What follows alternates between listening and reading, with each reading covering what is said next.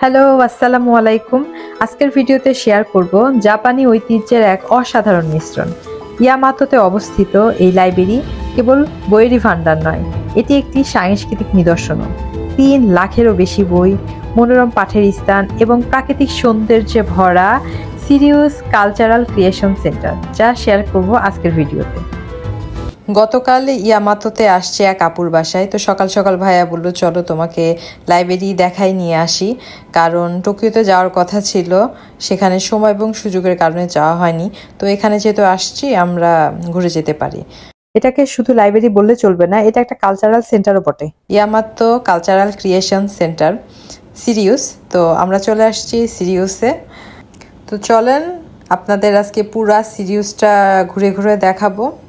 এখন আমরা ঠিক লাইব্রেরির সামনে। তো যেতে যেতে হাতের ছাপগুলো দেখে আমার মনে কোশ্চিন জাগলো। আমি ভাইকে ডেকে জিজ্ঞাসা করলাম, ভাই এটা কার হাতের ছাপ?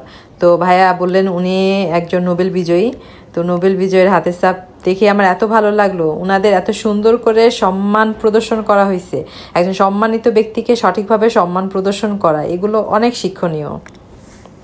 আমি তো খুবই এক্সাইটেড, কারণ আমার খুবই ইচ্ছা ছিল জাপানের লাইব্রেরিগুলো দেখা। এতদিন বাইরে সবাইকে বই পড়তে দেখছি, কারণ জাপানিজরা প্রচুর বই পড়ে। আমি রেস্টুরেন্ট বলেন, পার্ক বলেন, যেখানে গেছে ওদের হাতে বই দেখছি, ছোট বাচ্চা থেকে শুরু করে বয়স্ক অনেকেরই হাতে। তো আমরা এখন উপরের দিকে যাব। প্রতিটা ফ্লোরে যে মানে মোটামুটি যতটুকু পার্ট দেখানো যায় ততটুকু দেখাবো। তো আমরা ফার্স্টে এই ফ্লোরে চলে আসছি। এখানে বিশাল বিশাল দেখেন সব বইগুলো খুব সুন্দর করে সাজানো, এবং যে যে বইটা বাসায় নিয়ে যেতে চায় এখানে স্ক্যান করে নিয়ে যেতে পারবে। আলাদা করে কাউন্টারে যে কোনো রেকর্ড করার সিস্টেম দরকার পড়ে না। তো এত এত বই দেখে অনেক ভালো লাগছিল, আরও ভালো লাগছিল সবাই কি সুন্দর করে বই পড়তেছে, মানে পড়ার পরিবেশটাই অন্যরকম। তো এখন চলেন এর উপরের ফ্লোরে কি আছে সেখানে যাই। তো এখন আমরা চলে আসছি বাচ্চাদের ফ্লোরে। এখানে বাচ্চাদের অনেক টাইপের বই আছে। চলেন কি কি বই আছে আপনাদের সাথে শেয়ার করি। এখানে যে বইগুলো দেখতেছেন এগুলো বিদেশি বই, কিন্তু জাপানি ভাষায় অনুবাদ করা। বাচ্চাদের অনেক বই, অনেক। আর জাপানে বাচ্চারা যে এত বই পড়ে সেটা না, জাপানে না গেলে বুঝতাম না হয়তোবা। এখানে বিভিন্ন টাইপের সব জাপানিজ গল্পের বইগুলো আছে। দেখেন কত মোটা মোটা বই। বাচ্চারা কিন্তু এই বই পুরাটাই খুব সুন্দর করে পড়ে, শুধু একটা না, তাদের টেবিল ভর্তি বই। Book of king and queen, এটা হচ্ছে রূপকথা টাইপের বই।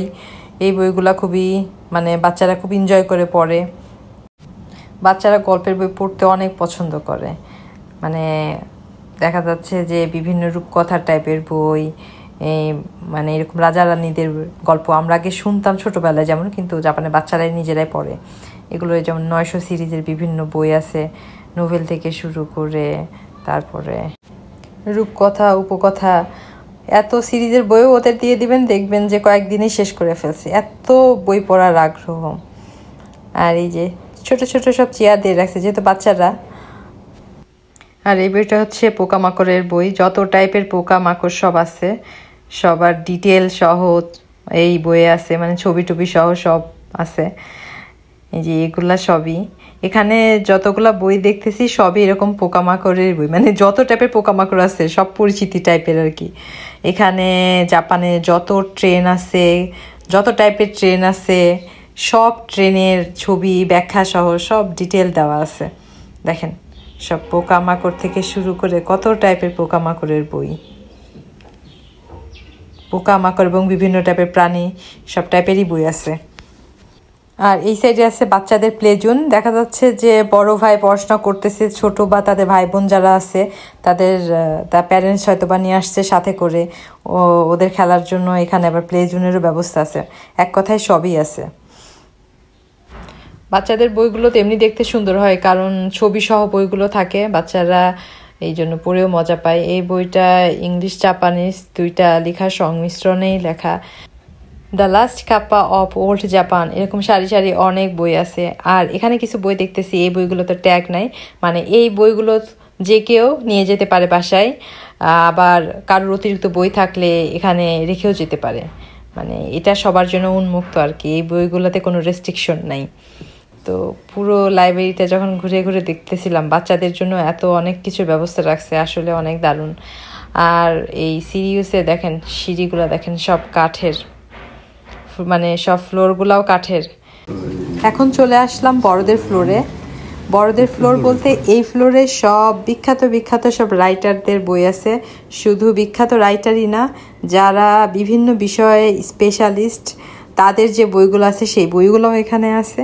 এক কথায় হায়ার লেভেলের যারা জ্ঞান অর্জন করতে চান তাদের জন্য এই ফ্লোরটা। আর বই তো পেতে সমস্যাই হয় না, মানে নিচ থেকেই জানা যায় কোন ফ্লোরে গেলে কী টাইপের বই পাওয়া যাবে, সবাই সেভাবেই আসে। আর এখানে দেখেন সবাই এক্সামও দিচ্ছে, এক্সাম দেওয়ারও ব্যবস্থা আছে।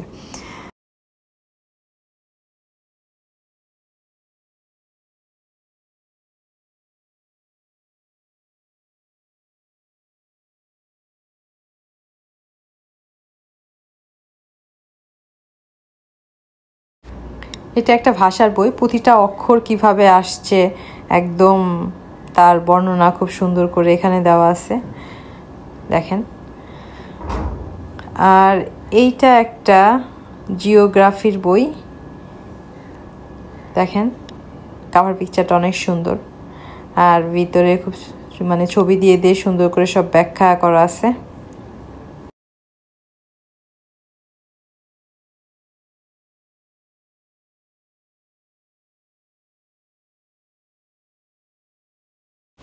আমরা এখন যেখানে আছি এই জায়গাটা হলরুমের মতো, মানে সবাই গ্রুপ ডিসকাশন করতেছে। তো একটা লাইব্রেরি শুধু বললে ভুল হবে সিরিজকে, এই জন্য এটাকে কালচারাল সেন্টার বলা হয়েছে। মানে সব কিছুই আছে, আপনি একা একা পড়তে চাইলে একা একা পড়তে পারবেন, গ্রুপ স্টাডি করতে চাইলে গ্রুপ স্টাডিও করতে পারবেন, কোনো বিষয়ে বসে আলোচনা করতে চাইলে সেটাও করতে পারবেন। সব ধরনের সুব্যবস্থায় আছে। শুধু তাই না, সামনে চলেন আরও সুন্দর সুন্দর কিছু জিনিস দেখাবো।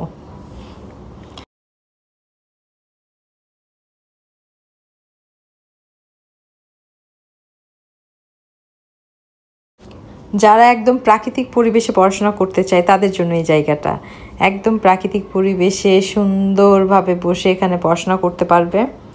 এই যেখানে বসার জন্য ব্যবস্থা করছে। আর এটা কিন্তু রিয়েল পোকা, জাস্ট মমি করে রাখছে, দেখেন কি অদ্ভুত লাগতেছে। আর পড়তে পড়তে যাদের ব্যাক পেন শুরু হবে তাদের জন্য সুব্যবস্থা আছে, এখানে কিছুক্ষণ শুয়ে থেকে রিল্যাক্স করতে পারবে এবং ফ্রি হ্যান্ড কিছু এক্সারসাইজেরও ব্যবস্থা আছে, ইচ্ছা করলে তারা সেগুলোও করতে পারে। তো এখানে ডিরেকশন দেওয়া আছে কীভাবে এক্সারসাইজগুলো করতে হবে। ইজিলি অনেকক্ষণ বসে থাকার পরে যে কেউ এসে এখানে একটু এক্সারসাইজ করে যেতে পারে। আর এই জায়গাটা এমন করে করছে মনে হচ্ছে যে মানে একদম নিচের ফ্লোর, মানে মাটি পাথর সবই রাখছে, যাতে আপনি এখানে বসে থাকলে আপনার মনে হয় না যে আপনি অনেক উপরে আছেন। এখানে দেখেন বিভিন্ন পোকা, তারপর বিভিন্ন প্রজাপতিকে সুন্দর করে মমি করে রাখছে, খুব ভালো লাগছিল। এখানে কিছু মেশিনও আছে, যারা মেশিনে এক্সারসাইজ করতে চায় তারা এখানে করতে পারবে। আসলে অনেকক্ষণ চেয়ারে বসে থাকার ফলে অনেক টাইপের পেইন হয়, বিশেষ করে ব্যাক পেইনটা বেশি হয়। তো মাঝে মধ্যে একটু রিল্যাক্সের দরকার আছে এবং এক্সারসাইজগুলো যদি করা যায় তাহলে দেখা যাচ্ছে যে পেনগুলো থেকে বাঁচা যায়। আর এটা একটা ক্লাসরুম টাইপের, মানে এখানে অনেকে ক্লাসও নেয়, মানে ক্লাস নেওয়ারও সুব্যবস্থা আছে। তো এই তো মোটামুটি যতটুকু দেখানো সম্ভব আপনাদের দেখানোর চেষ্টা করেছি, তবে পুরোপুরি দেখাতে পারি নাই কারণ এত ডিটেল দেখানো আসলে এখন সম্ভব না। তো নিচে নামতেছি, উপর থেকে নিচে লাইটগুলো দেখতে অনেক ভালো লাগতেছে। আর আরও বেশি ভালো লাগতেছে এই সাইডে সব চেয়ার টেবিলে সবাই বসে বসে মানে পড়তেছে, এগুলো দেখে অনেক ভালো লাগতেছে। তো এখন আমরা একদম নিচের ফ্লোরে চলে আসছি, এখানে একটা কফি শপ আছে, অনেকে এখানে বসেও পড়াশোনা করতেছে। তো আজকের ভিডিওটা কেমন লাগলো সবাই জানাবেন, অবশ্যই কমেন্ট করে জানাবেন। আর ভালো থাকবেন, সুস্থ থাকবেন। আল্লাহ হাফেজ, টাটা, বাই বাই।